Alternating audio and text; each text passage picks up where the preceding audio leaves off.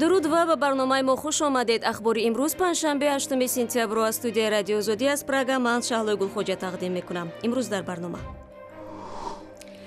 تجلیل 25مین سالگرد استقلال تاجیکستان با گشت نظامی و مجلس با تنطنه در شهر دوشنبه آغاز یافت. کارمندان مقامات حفظ حقوق و خدمتچیان حربی در حفظ منفعت‌های دولت و ملت مسئولیت دوچند باید داشته باشند. در سان فرانسیسکو شرکت معروف اپل آیفون نو را نمایش داد. به فکر من این آیفون برای مشتریان وفادار است که باید آیفون نوترین را داشته باشند. و قالین بافان تاجیک تصمیم گرفتند که بازار داخل کشور را زیر تصرف خود قرار دهند. افت خانه با خوشرو نشون داده میشه. از میگه که خانه و پلاس آدم و لباس. و اکنون تفسیر خبرها. در مرکز شهر دوشنبه با حشمت‌ترین گشت نظامی در تاریخ تاجیکستان دایر گشت.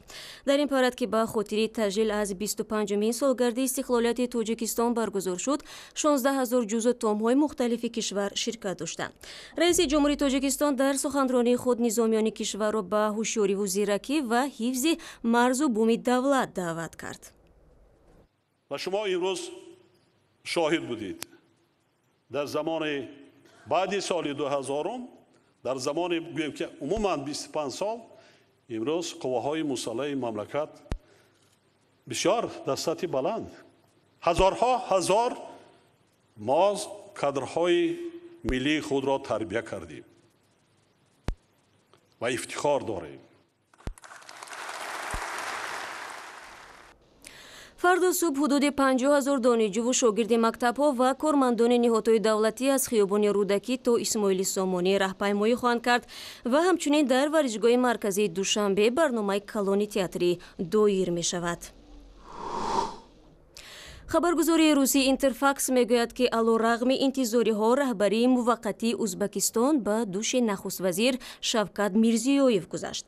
تعیینات پرزیدنت موقتی ازبکستان بعد آن صورت گرفت که روز 2 سپتامبر در تاشکند بر اثر خونروی مغزی رئیس جمهوری پیشین این کشور اسلام کریموف در 78 سالگی درگذشت. در میان نامزدهای دیگر اسم وزیر مالیه رستم عظیمов و رئیس خدمات امنیت ملی یا SMB رستم اینایتوف برده می شود. نخست وزیر ارمنستان هویک ابراهامیان در پی دچار شدن این کشور با مشکلات سنگین اقتصادی از وظیفه‌اش دست کشید. اعلان تصمیم از مقام رفتن او در حال صدا داد که ناراضیتی مردم از حکومتش افزایش می‌یابد.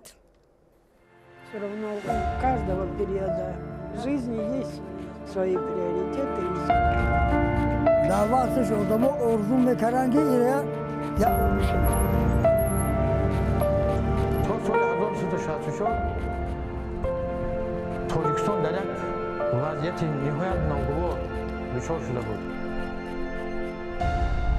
همین قشما میگم. بعد استقلالیت گفته یک جدا بیستی شکست هم در این دوره یاردم هم نمیکنه که. در راستای تجلیل از 25مین سالگرد مستقلیت تاجیکستان، رادیو آزادی طرح ویژه‌ای را راه اندازی کرده است که در آن زندگی نامه افراد علاهیده‌ای که این دوره بر روزگار آنها تاثیر گذاشته است بازگو می شود. قهرمان نوبتی ما خدایبردی خالق نظرزاده رهبر مرکز تحقیقات استراتژی نزد پرزیدنت تاجیکستان است که از بازی‌های پس پردگی سال‌های اول استقلالیت قصه می‌کند. سپتامبر سال 92 وقتی که ما اولین سالگرد استقلالیت را در میدان جشن می گرفتیم، متاسفانه آن زمان یعنی پیش از آن پرزیدنت قانونی آن وقت رحمان نبیف را در فرودگاه شهر دوشنبه یعنی مجبور کردن که از منصبش استعفا دهد که البته همه این فعالیت های غیر قانونی بود و وقتی که وی از مجبور شده به استعفا رفت وضعیت تماما در تاجیکستان خراب شد کاملا و در همین حالت در نیویورک سیسیه 27 سازمان ملل متحد دایر شد و باید راهبر یعنی موقت تاجیکستان اکبرشاه اسکندرov به این سیسیه میرفت اشتراک میکرد اونجا از نام تاجیکستان سخنرانی میکرد. لیکن از بس که وضعیت خیلی وزنین بود، اون کسا منو دعوت کرده، گفتن که شما همچون وزیر کارهای خارجی رفته در نیویورک باید برآمد کنید. من پرسیدم که خیلی مایلش چیکار کنم؟ گفت برآمد رو به دو زبان تیار کنید، به زبان روسی و به زبان انگلیسی، که مبادا اونجا شما هر دو زبان را نقض میدانید، میتوانید به دو زبان اگر بینید کدامش خوب. لیکن وقتی که من نیویورک رفتم، وضعیت را دیدم که روسا میخوان که من به روسی صحبت کنم، امریکایی ها میخوان که من به انگلیسی صحبت کنم. من به خلاصه آمدم که ما یک کشور مستقل، کشوری که عضو سازمان ملل متحد شده است، حقی کامل داریم که به زبان خودمون، به زبان تاجیکی صحبت کنیم. محتوای مفصل این صحبت رو میتوانید در وبسایت ما و صفحه مخصوصی رادیو آزادی در یوتیوب تماشا کنید. وزارت کارهای داخلی تاجیکستان میگوید شهروندان تاجیکستان فردوس بابوجونفی 21 ساله و زویر خلیلفی 33 ساله احتمال در هیئت گروه دولت اسلامی در سوریه هستند. شناسنامه‌های آنها از سوی افرادی استفاده شده بودند که در حمله مرگ طلبانه به سفارت چین در بیشکک متهم میباشند. در عرفه نشر اخبار صحبتی داشتم با شورای بخش قرغیزی رادیو آزادی ایدنبک احمدولو که حالا پیشکشی شما میشود. خب ایدنبک، خوش آمدید به برنامه ما. تا جای ما میدونیم از حمله مرگ طلبانه در نزد سفارت چین در بیشکک علاقه یک هفته سپری شد و کاری تفتیشات تا کجا رسید؟ چند نفر تا حال بازداشت شد و چند نفر دیگر در جستجو قرار دارد؟ طور میدونید 30 آگوست این عملی تروریستی انجام شده بود. پس از آن تفتیش حادثه شروع شد و تنها به گاهی دیروز 6 سپتامبر کمیته امنیت ملی قرقیزستان اظهار داشت که شخصی که خودش را ترکاند اویغور تبار بوده، اما با خود شناسنامه تاجیکستان را به نام خلیل زائیروف را دارد. بجز این 4 نفر را تحت پیگرد قرار داده، 5 نفر دیگر بازداشت شدند. با اطلاع کمیته دولتی امنیت، این نفران با گروه‌های تروریستی در سوریه ارتباط داشتند. آنها را جماعت توحید و جهاد متحد می‌کند. این سازمان است که اعضایانش اویغورهای جدایی طلب هستند. رهبر سازمان نفر با لقب ابو صلاح و با نام سراج الدین مختاروف است. این نفر شهروند قرقیزستان است. یک نفر دیگر هم با شناسنامه تاجیکی وارد قرقیزستان شده است و او را هم حالا تحت پیگرد قرار دادند.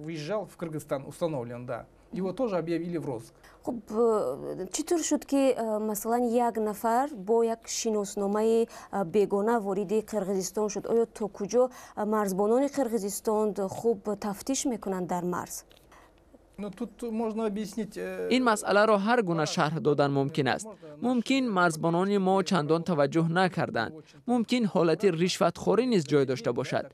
ممکن این نفر به صاحب اصلی شناسنامه مانند باشد.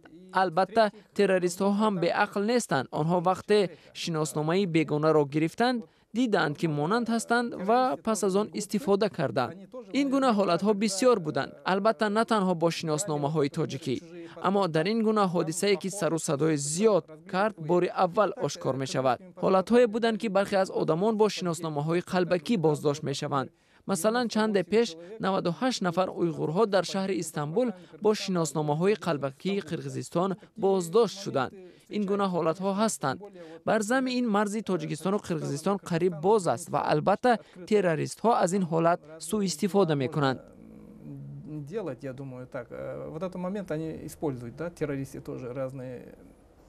تشکر زیاد برای صحبت. Добро пожаловать и спасибо огромное. مصاحبه با شورای قرغیز و تفصیلات بیشتری تحقیق حمله به سفارت چین را در سامانه آزادی پیدا کنید. و حالا خوشخبری داریم به دوستداران آیفون. بالاخره بعد از سر و صدای زیاد شرکت معروف اپل آیفون نو خود اپل 7 پلوس را وارد بازار میکند. در تاجیکستان از آیفون نو در آخر ماه سپتامبر توسط فروشگاه رسمی این شرکت به دوستداران پیشنهاد خواهد شد. مدیران شرکت میگویند کار این آیفون به مراتب بهتر است و نرخ آن چندان قیمت نمی شود. ویژگی‌های اپل 7 پلوس در گزارش طاهری سفر. شرکت بزرگ اپل در یک مراسم در شهر سان فرانسیسکو آمریکا این نوی آیفون 7 و آیفون 7 پلوس و ساعت نوی اپل را معرفی کرد. شکل آیفون 7 اندکی دیگر است و تگمه اساسی آن وابسته به فشار انگشت صاحبش دستور او را اجرا می‌کند. ابزار نوی اپل چنگ نمی‌گیرد و با وجود افتادن به آب هم کار می‌کند. کامرای نواربرداری 12 پیکسلی آیفون 9 هم بسیار قوی است و با آن عکس‌های را می‌توان برداشت که خاصی دستگاه‌های عکس برداری کسبی است. آیفون 7 پلوس بزرگتر از آیفون 7 است و به قول یک خبرنگار روس شاید برای مخلصان اشدی اپل ساخته شده است. به فکر من این آیفون برای مشتریان وفادار است که باید آیفون نوترین را داشته باشند و بعداً برای مشتریانی که به دیزاین و یا شکل آیفون توجه دارند. آیفون سیاه نو نظر به نوهای کهنه‌اش جالب‌تر است. شرکت اپل میگوید چیپی نوی که در آیفون 7 گذاشتند سرعت کاری آن را نظر به سرعت آیفون های پیشینه 240 مراتب زودتر می کند. این زمان باتری آیفون 7 امکان میدهد کاری آن 2 ساعت بیشتر ادامه یابد. ولی نوعهای نوی آیفون با گوشهای معمولی کار نمی کنند و برای آنها باید ایرپاد و گوشهای مخصوصی بسیم خرید. وقتی این گوشی ها را از گوش گرفتید صدا در آن خود به خود قطع می شود. با گفته شرکت اپل ایرپاد ها را می توان به ساعت های نوی آیفون وصل کرد. ساعت های نو هم زیر آب کار می کنند.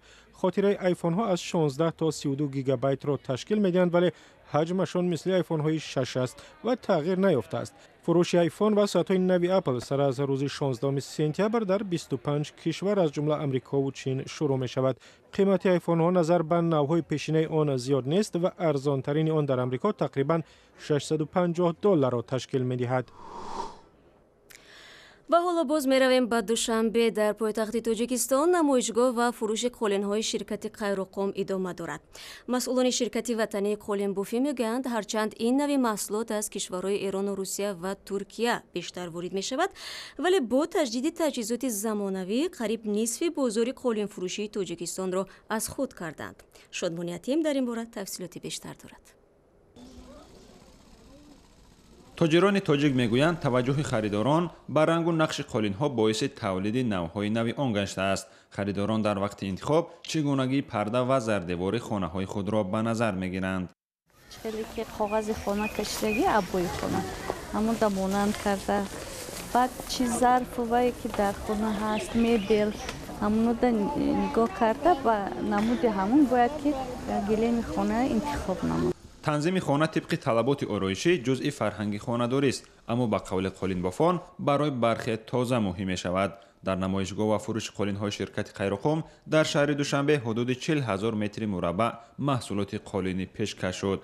خریداران اصلا قالین با صفت را وابسته به جیب خود انتخاب می‌کردند. با وجود زیاد شدن استحصال این نوع محصولات در کشور، توجه خریداران همانا به قالین‌های خارجی بیشتر است. قالین‌های استحصال وطنی را از روی زیبایی خریداران برتری می‌دهند. بهترین هاش در اینجا هستم قیروقم. از همه قالین‌های با صفت و با گل‌های زیبا نقش نگار کرده شدند. شرکت قیروقم برای استوار کردن موقع خود در بازار داخلی تلاش کرده است صفت بعضی از محصولات سرخریدار را به نوع خارجی آن برابر کند. به قول آنها با این راه توانستند صف خریداران را بیافزایند. این قالینی که ما این زمان دیده ایم قالینی دو قبطه ژاکاردی کندکاری نام دارد. در قسم مرکزی قالین مذکور نقش اساسی آن گره یعنی ستاره 12 گوشه‌دار جایگیر است که آن آفتاب را افاده می‌کند. رمز مذکور از آیین زردشتی سرچشمه می‌گیرد. هر یک گوشه با تاثیرهای گوناگون چهارخانه، سه‌سره، چهارلینگه، قوس‌پای، برگ چینار و ستاره‌های بسیار گوشه جدا شده‌اند. این نقشه‌نگاری که می‌بینیم سوزنی نامیده می‌شود که با دایره شکل‌ها افاده گردیده. نقش اساسی سوزنی 15 عدد گل دایره بوده، آنها رمز ماه و لاله را افاده می‌کنند. نقش گل دایره از پرستش قدیمی جرم‌های آسمانی منشأ می‌گیرد. عموماً دایره همچون رمز محافظت کننده انسان استفاده می‌گردد. تنوع در محصولات و ارتباط مستقیم با خریداران در نمایشگاه مشاهده می‌شد. همچنین به نظر می‌رسید که این گونه تشبس‌ها به کدام نتیجه می‌برند. و اخباری بیشتر از این را می‌توانید در وبسایت ما، در صفحه‌های آزادی، در شبکه‌های فیسبوک، ادنا کلاسنیکی یوتیوب و همزمان رادیو آزادی در تلفن‌های همراه پیدا کنید.